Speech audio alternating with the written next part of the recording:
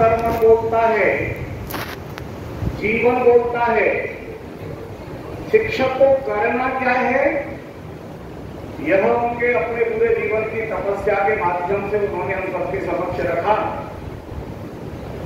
आदरणीय जैन साहब ने जो व्यक्तिगत जीवन में अनुभव किया है, प्रशासनिक अधिकारी के रूप में, रजिस्ट्रार के रूप में, कुलपति के रूप में हमारे सामने रखा। भारतीय शिक्षण मंडल के कार्यकर्ता के नाते देश भर में प्रवास के माध्यम से सारे शिक्षकों से मिलने के बाद मुझे जो अनुभव हुआ शिक्षा के क्षेत्र में, वो बात आपके सामने रखता हूँ। मेरा काम आदरणीय जयराम जी भाई साहब ने कर दिया है। मुख्य वक्ता को जो काम करना चाहिए था वो सामने पूरा हो गया। उनकी कई बातों को कुछ आगे बढ़ाता हूं। वो चाहते थे वो होगा कैसे, ऐसा जैन साहब ने अभी कहा, तो बात होगी कैसे। 1897 के लाहौर के भाषण में स्वामी विवेकानंद जी कहते हैं कि महर्षि वेद व्यास ने कहा था, बहुत पुण्य संचित होते हैं तब मनुष्य जन्म मिलता है, क्योंकि केवल मनुष्य देह है जो मोक्ष दे सकती है। मैं विवेकानंद इसमें जोड़ना चाहता हूं। स्वामी जी कहते हैं इसके पुण्य एक गुने होते ही तो मानव देह प्राप्त होती है, इनके पुण्य 2 गुने हो जाते हैं, उन्हें भारत भूमि में जन्म मिलता है, क्योंकि केवल यही मोक्ष की भूमि, बाकी सारी भूमियां भोग की भूमि। विवेकानंद जी को पढ़ने के बाद भारतीय शिक्षण मंडल के पूर्व संगठन मंत्री श्रीमान मुकुल कानिटकर जी इसमें तीसरा वाक्य जोड़ते हैं, जिनके 1 गुने पुण्य होते हैं वे मनुष्य बनते हैं, जिनके 2 गुने पुण्य होते हैं वे भारत भूमि में जन्म लेते हैं, और जिनके पुण्य 3 गुने होते हैं उनको परमात्मा शिक्षक बनने का अवसर देता है। ये भूल गया शिक्षक, इसलिए ये सारी दुर्गति हुई, और इसलिए जयराम जी भाई साहब जैसे लोगों को पूरा समय लगा के शिक्षा के लिए काम करना होगा। शिक्षक आज अपने को दुनिया का सबसे निरीह प्राणी मानता है। एक साधारण सा सिपाही भी आ जाए तो वो किसी नेता को फोन करता है, खाने चलना है। जिस कुलपति के चैम्बर में घुसने का सामर्थ्य किसी बड़े से बड़े अधिकारी का नहीं होता था, उन कुलपतियों को आज अपने चैम्बर में चिंता करनी पड़ती है, फोर्स रखनी पड़ती है। विश्वविद्यालय में लोगों ने घुसा है। ये जो स्थितियां बनी है, उन स्थितियों के लिए जिम्मेदार कौन? ये जयराम जी भाई साहब ने हमारे सामने रखा। अपने राष्ट्र की सभ्यता और संस्कृति को हम भूल गए। उन्होंने जो पहला शब्द प्रयोग किया था 6 बातों में से, वो कौन सा शब्द था? भाषा। ये भाषा हम भूल गए, इसीलिए गड़बड़ हो गई। ऋषियों ने कितनी तपस्या की होगी, तब 1 से लेकर 100 तक की गिनती बनाई होगी। और ये पीढ़ी जो आपके सामने बैठी है, शिक्षक जब बोलता है 69, तो पेन पकड़ के बैठ जाता है विद्यार्थी, और आप जैसा समझदार शिक्षक तत्काल करेक्शन करता है 69। कभी उसने कोशिश नहीं की हिंदी की गिनती में भारतीय संस्कृति का प्राण तत्व छिपा हुआ है। केवल वह विषय आपके सामने रखता हूं और अपनी बात खत्म करूंगा। भाषा को लेकर अभी जैन साहब को जाना है, और वो मुझे सुने बिना जाना नहीं चाहता। मेरी गाड़ी कल ही रात को निकली थी, तो गाड़ी निकलने की पीड़ा क्या होती है मुझे पता है। रात को मैं लौटा था दिल्ली से, राजधानी एक्सप्रेस के बाद 5 मिनट के अंतराल से निकल गई, 2 गाड़ियां बदल के वापस आना पड़ा।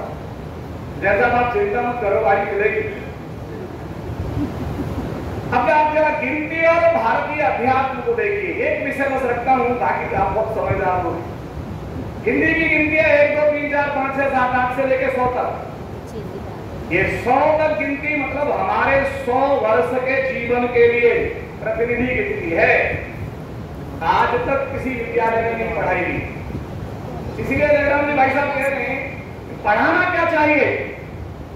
1 2 3 4 5 6 7 8 9 10 आपस में कोई सिमिलरिटी नहीं। मानो ऋषि क्या कहना चाहते, ये वो उम्र है जिसमें बच्चे को पूरा स्वतंत्र छोड़ना चाहिए, क्योंकि प्रकृति ने उस एक से उत्पन्न इन्हीं 2 को एक जैसा नहीं बनाया है।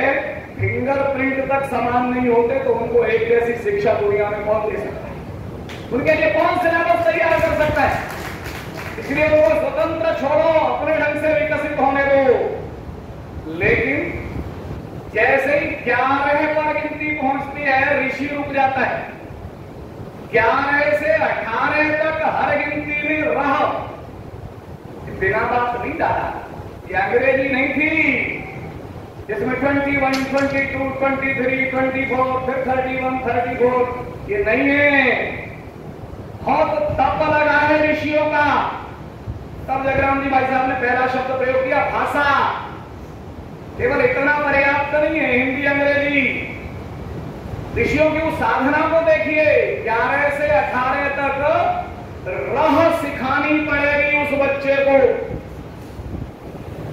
आचार्य देवो भव, मातृ देवो भव, पितृ देवो भव सिखाना पड़ेगा। 18 तक नहीं सिखा पाए और वो आ गया कॉलेज में, तो उसके कॉलर के बटन खुले होंगे। 3 कुलपति मंच पर बैठे, चाहे जितनी एंटी रैगिंग कमेटी बना लो, दुनिया में कैसे भी नहीं रोक सकती। तो स्कूलिंग ठीक नहीं हुई, वह ठीक करके नहीं आया, वो नहीं जानता मातृ देवो भव, वो नहीं जानता पितृ देवो भव, वो नहीं जानता आचार्य देवो भव, सम्मान कैसे करेगा?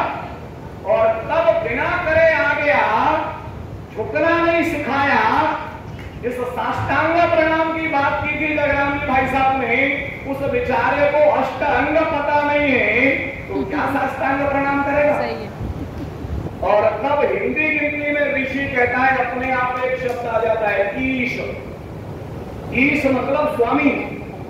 18 में दुनिया को सबको ईश समझने लगा, तो 19 में दिक्कत नहीं होगी।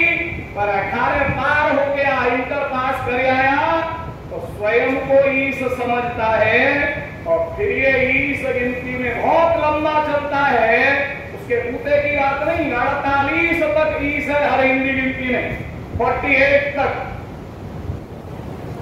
और जीवन में जांच के देख लो, या बहुत बैठे हैं उस 48 के बीच वाले, फिर वो अपने को ईश समझता है। प्रोफेसर लेक्चर दे रहा होता है, वो कहता तुमको क्या पता, ईश है ना। कुलपति अपने चैम्बर में बुला के कोई आदेश दे रहा होता है, और प्रोफेसर कहता तुम क्या समझो यार, कल हमारे साथ थे, आज कुलपति बन गए, तुमको क्या पता। क्योंकि स्वयं को ईश मानता है, गलती नहीं उसकी, रह ठीक नहीं हुआ। पर 48 में जाके समझ में आता है मैं कोई ईश वीश नहीं हूं। और तब हिंदी गिनती बदलता है ऋषि। गिनती में शब्द आता है आस, 49, 50। ये 2 साल ऐसे जिसमें उसे आस रहती है शायद कुछ हो जाए, रोता कुछ नहीं है। फिर गिनती बदल जाती है, गिनती में शब्द आता है पन और वन, 51, 52, 53, 54। अब ध्यान से देख लो अपनी प्रवृत्ति, ये वो उम्र है जिसमें वो इसी में लगता है कुछ बन जाए। असिस्टेंट प्रोफेसर से एसोसिएट प्रोफेसर बन जाए, प्रोफेसर से कुलपति बन जाए, प्राचार्य बन जाए, समाज में कोई स्थान बन जाए, उसका घर बन जाए, बच्चों का संबंध बन जाए। और ये बनते बनते गड़बड़ हो जाती है 58 तक। तो धीरे से हिंदी गिनती में ऋषि शब्द डालता है 60। तो क्या वो सखिया जाता है, उसको पता ही नहीं है बेचारे को।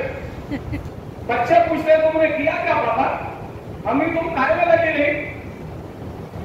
और ये 59 से लेके 68 तक इस सखता में वो रिटायर हो जाता है, क्योंकि रह ठीक नहीं हुआ उसका। और तब हिंदी गिनती में ऋषि कहता है आता है तर, क्योंकि सख में समझ में नहीं आता, इस जीवन में तो कुछ बन नहीं पाया, अब तर। तब जाता है कथा में जनसापुर, भागवत में। और तब उसे पता नहीं होता कि भागवत शास्त्र है, कि भागवत कथा है, कि भागवत कीर्तन है, जिसकी बात आदरणीय जगराम जी ने की। कैसे जानेगा गंगा क्या है, क्योंकि उसका तो रह ही ठीक नहीं हुआ ना। वो तो गंगा में अपने आप को गोते लगाने वाला ही मानता है। जो साबुन लगा के नहाने को मना करता है उनको तो ऑर्थोडॉक्स कहता है। तुम क्या जानो, उसको थोड़ी पता है कि गंगा वो गंगा है। दुनिया की सारी नदियां समुद्र में मिलने से मीलों पहले खाली हो जाती हैं। केवल गंगा है जो समुद्र में मिलने के बाद उस सागर को मीलों तक मीठा करके रखती है, जिसको गंगा सागर कहा जाता है। बाकी सारी नदियों की गति धीमी होती जाती है, सागर की गति तेज होती है, सागर का प्रवाह उसको खारा करता है। और गंगा में यमुना मिलके अपना अस्तित्व विलीन करके गंगा बन जाती है। ऐसी जाने कितनी नदियां उसको दिशा देती हैं, गति देती हैं। वो प्रवाह इतना तेज होता है कि वो गंगा सागर कहलाता है। और हर हिंदू उस गंगा सागर से जल भर के रामेश्वरम पर चढ़ाने के लिए जाता है। ये उसको किसी कॉलेज में नहीं पढ़ाया जाता, ये उसके संस्कार में होता है। तब उसको समझ में आता है, तब और होता नहीं है उससे। और तब ये कर चलता है, वायदा में बच गया तो 78 तक, और 78 में जाके गिनती बदलती है 89, 79, 80 मतलब है जो अपने आप को समझ रहा था 19 में ईश, वो 79 में समझता है कि ईश तो कोई और है, मेरी कोई औकात नहीं है। तो 79 में समझ में आता है और ये 80 चलता है 89 तक। और तब जीवन में प्रकृति अपने आप लाती है जो 11वें शिक्षा को लाना था रहे, वो प्रकृति लेके आती है उसके जीवन में 90, झुकना, समर्पण। और तब हिंदी गिनती में आता है 91, 92, 93, हर में 90। शरीर झुक जाता है, मन झुक जाता है, इच्छाएं समाप्त हो जाती हैं। 92, 93, 94, 95, 96, 97, 98, 99 और अंत में। इसलिए जगराम जी भाई साहब ने कहा ये भाषा सिखा दो तो उसका पूरा जीवन बदल जाता है। शब्द प्रयोग देखिए, आपके जीजाजी हैं, जीजाजी में केवल शब्द नहीं है, संबंध जी जान से जो प्रिय है उसको जीजाजी कहते हैं। जीजाजी अगर आ जाए तो संगोष्ठी में आते समय भी लेट होना पड़ेगा, भले ही बहन जी को फोन करना पड़े, सर प्लीज जीजाजी आ गए, अभी संभव नहीं होगा। लेकिन जीजाजी की जगह फूफा जी आ जाए तो संगोष्ठी में लेट नहीं होना, घंटी बजा के नमस्ते फूफा जी, और मम्मी फूफा जी आए। अब मम्मी कॉलेज नहीं जा सकती क्योंकि मम्मी के जीजाजी हैं। फूफा जी का अर्थ ही है फूफा। शब्द कैसे अपना अर्थ देते हैं भाषा में, ये आंटी में और अंकल में संबंध है क्या? अरे चाचा जी का मतलब है बाप से छोटा है, चोंच लड़ाई जा सकती है इसके साथ, इसीलिए चाचा जी कहते हैं। ताऊ का मतलब है बाप से बड़ा है, बाप नहीं बोल सकता सामने तो मेरी क्या होगा। अंकल से कैसे समझ में आएगा, इसलिए संस्कार उसके पास आएगा कहां से? सारे संबंध समाप्त हैं, वो नहीं जानता मासी है, ये माँ जैसी है इसलिए मौसी है। उस आंटी में ये दम नहीं आ सकती। हर देश की अपनी संस्कृति होती है, अपनी भाषा होती है, इसलिए शिक्षा जब भाषा सिखाती है, भाषा का संस्कार सिखाती है, तब शिक्षा में स्वायत्तता आती है। कोई और नहीं जाएगा, कोई सरकार नहीं देगी। ये चंद्रयान इसलिए उड़ पाया कि इसरो में कोई IAS नहीं है। इसरो में IAS बैठा दिया होता तभी फाइलिंग उड़ रही होती चंद्रयान की। इसलिए शिक्षा में स्वायत्तता मतलब शिक्षा को शिक्षकों के हाथ में दे दो, कोई प्रशासनिक अधिकारी नहीं चाहिए। ये संगोष्ठी में मत व्यक्त होना चाहिए, इसके लिए संगोष्ठी है। बोर्ड का शीर्षक हमने लिखा चर्चा इस पे होनी है, पर शिक्षक उसके लिए जिम्मेदारी स्वीकार करे तब ना। शिक्षक को ऐसी स्थिति में बैठा है, भूगोल की क्लास में पढ़ा रहा है और पीछे इंस्पेक्टर खड़ा है, ये यहां से निकलती है गंगोत्री से गंगा इस तालाब में गिर जाती है। इंस्पेक्टर ने पीछे से पूछा भाई गंगा तालाब में गिरेगी कि गंगा सागर तक? उसने कहा साहब 5,000 रुपए महीने मिलते हैं, इतने में तो तालाब तक ही ले जा पाऊंगा। ऐसे शिक्षक को स्वायत्तता मिलेगी क्या? वो शिक्षक स्वायत्तता का अधिकारी है क्या? तो कट कॉपी पेस्ट करके PhD करके उसको स्वायत्तता देने से काम चलेगा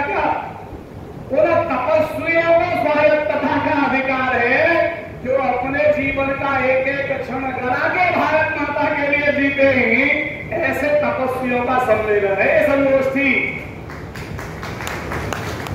उनको स्वायत्तता कोई देगा नहीं। स्वायत्तता मांगने की चीज नहीं होती। सिंहासन उसे कहते हैं, सिंह इस पर बैठ जाता है। बाकी लाओ सजाओ सोने से मरवा हो, वो आसन हो सकता है, सिंहासन नहीं हो सकता। स्वायत्तता तो शिक्षक का सिंहासन है। जिस दिन अपना काम करना शुरू कर देगा, संपूर्ण समाज उसके चरणों में नतमस्तक होगा। कल भी होता था, आज भी होगा, कल भी होने वाला है। आवश्यकता आपको अपने आप को बदलने की है कि कर लेंगे तो ये गोष्ठी सफल होगी, और आप निश्चित रूप से कर लेंगे, ऐसा मुझे पूरा विश्वास है। क्योंकि आप जैसे त्यागी तपस्वियों के मुद्दे की बात है, कोई बाहर का आदमी करने के लिए नहीं आएगा। NEP 2020 ने अवसर दिया है। ये अवसर जीवन में बार बार नहीं मिलते। आप में से बहुतों ने परीक्षा दी होगी, MPPSC की, UPSC की। 1 नंबर 2 नंबर से रह गए होंगे, आज तक रोते होंगे। अगर 2 नंबर इंटरव्यू में मिल गए होते तो प्रशासनिक अधिकारी होते। लेकिन आज ये तय कर दो, ये तुम्हारा सौभाग्य था, तुम्हारे पुण्य थे कि तुम प्रशासनिक अधिकारी नहीं बने, तुम शिक्षक बने। क्योंकि उससे बड़ी कोई और उपलब्धि दुनिया में नहीं होगी। भारत माता ने बहुत कृपा करके तुम्हें ये काम सौंपा है, बड़ी व्यग्रता से प्रतीक्षा कर रही है। माता भूमि पुत्रवहम पृथिव्याः, जिसकी बात आदरणीय जयराम जी ने की थी, अपने चरित्र से प्रत्येक को शिक्षित करने का जिम्मा हमने लिया है। तनख्वाह कितनी मिलती है, इंक्रीमेंट लगा के नहीं, बाकी हमारे अधिकार मिले के लिए चिंता करने की जगह एक एक बच्चे को बढ़ने का काम करोगे। शिक्षक को उसकी क्लास में स्वायत्तता देने से रोकने वाला दुनिया में कोई पहला नहीं हुआ। अपनी क्लास की स्वायत्तता का उपयोग जिस दिन ठीक से करने लगोगे, सारी सरकारें आपको स्वायत्तता देने के लिए बाध्य होंगी। संपूर्ण समाज आपको स्वायत्तता देगा। ये अवसर इस देश में जल्दी आए, अपनी आंखों से हम उस दृश्य को देख पाए। जब नालंदा और तक्षशिला में पढ़ने के लिए, विक्रमशिला में पढ़ने के लिए दुनिया भर के लोग आते थे, ऐसी ही लाइनें उन एम्बेसी के सामने लगी भारत में पढ़ने आने के लिए। वो दिन इस देश में आए। आप जैसे शिक्षकों के प्रताप से आएगा, सरकार के प्रताप से नहीं आता। क्योंकि सरकारें तो वही होती है जो सड़क के चलती हैं। दुनिया की कोई सरकार ज्यादा नहीं सरकना चाहती, पर शिक्षक होता है जो क्रांति करने में सक्षम होता है। ये अवसर आपको दिया है। इस संगोष्ठी से जो निकला है उस भाव को ग्रहण करें, संकल्पित हो। दूसरे को बताने की बात नहीं है। विवेकानंद जी का वाक्य है, बी एंड मेक। आज के जमाने का 12 अक्षर मंत्र, पुराने जमाने का था ओम नमो भगवते वासुदेवाय 12 अक्षर। आज के जमाने का है बी गुड टू गुड। ये केवल शिक्षक कर सकता है 12 अक्षर मंत्र। आप सब इस दिशा में आगे बढ़े। आपको एक बार फिर प्रणाम करते हुए मेरी बात पूरी करता हूं। भारत माता की जय।